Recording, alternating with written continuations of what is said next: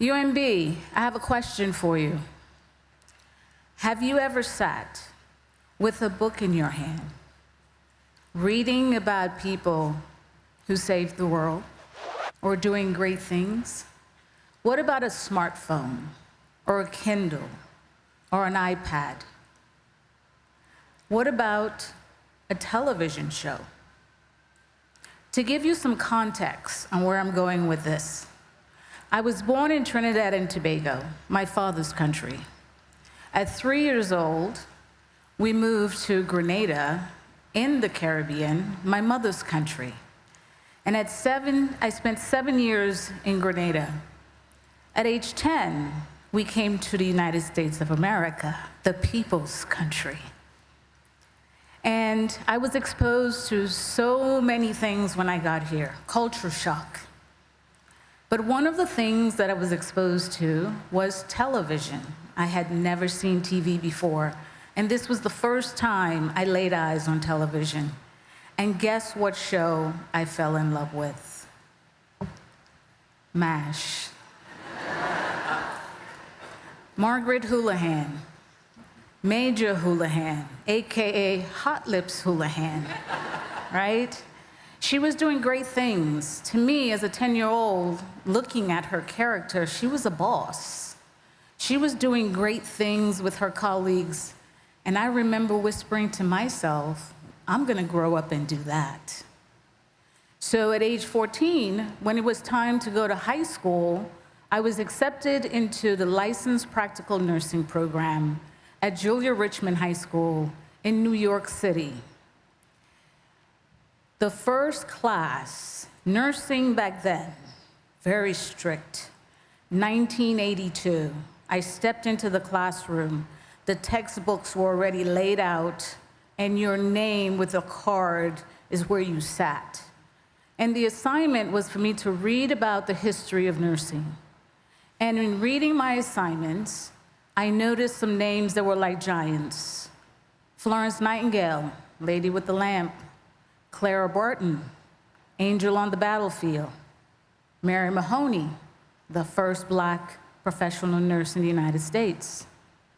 And after reading their stories and their sacrifices, I said to myself, I want to be in the history books. I want a 14-year-old to read about me. So it was time for college.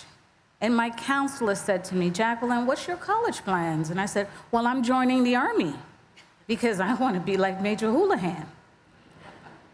So I'm in college. I went to college because she recommended that that was best. Go to college first. If you still want to join the Army, then do so.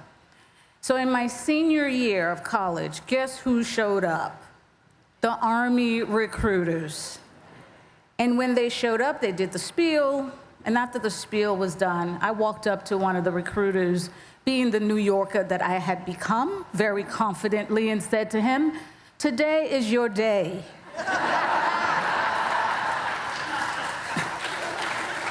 You're getting a freebie because I know this is what I want to do. You're not recruiting me.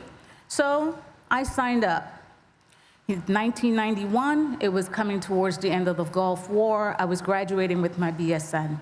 So I graduated and I joined the Army and I showed up to basic training. And back then, the slogan of the Army was, be all that you can be in the Army. We do more by 09 than most do all day. Well, of course, you woke me up at 3. It's 6 hours later, I only have 2 more hours for a work day, right? But on a serious note, the Army taught me Army values: loyalty, duty, respect, selfless service, honor, integrity, personal courage, and how to pack my bags and stand ready for when the country calls. So, in 2001, the unthinkable occurred in this country. Our beloved towers in New York City were destroyed. Many lives was lost. Families were changed forever, and we were at war. I was not on the list to be deployed to Afghanistan when my unit was called up 10 months later. But one of my colleagues, her name was on the list. and she had recently had a baby and did not want to leave her baby naturally. So I volunteered to serve in her spot. If you can close your eyes at this time, I promise you, and I will tell you when to open your eyes. Imagine I am dressed in my camouflage uniform, my Kevlar on my head, my combat boots on my feet, my body armor covering my vital organs, my M16 on my shoulder, my duffel bag on the other, sitting on a C-130 heading to Afghanistan. We're sitting in the plane getting ready to land, and the wheels hit the tarmac. My heart is pounding. On a C-130, we exit through the rear of the plane. The ramp is down. The heat hits us like a 360-degree oven. We gather our gear and we're walking down the tarmac. And there, I am standing on the tarmac and it hits me. Open your eyes. Jacqueline, those whispered dreams at age 10 and 14, you're living it. I was standing side by side with my colleagues, providing care to soldiers, local nationals, civilians. We were doing things that history books were made of. So this is what I've learned. Values matter. I am constantly asking myself, Jacqueline, are you doing the right thing? Because values, they're like a compass. It guides you in your decisions, your actions, and your reactions. We dream, we roll up our sleeves. We burn the midnight oil. We stand up when we'd rather sit down. We push through family struggles, health scares, setbacks, and delays. But we keep showing up. And somewhere along the line, we are living the life that we dreamed about. This is what I know. At University of Maryland, what binds us together is our values. I might be standing here today, but it's not about me. It's about all of us, how we come together and lift each other up every day. Whether it's in the classroom, in the clinic, at the hospital, or in the community. So, it's up to you. It's okay to step into the unknown. Don't be afraid. The support you need will be there. So I asked you the question, what's your whisper?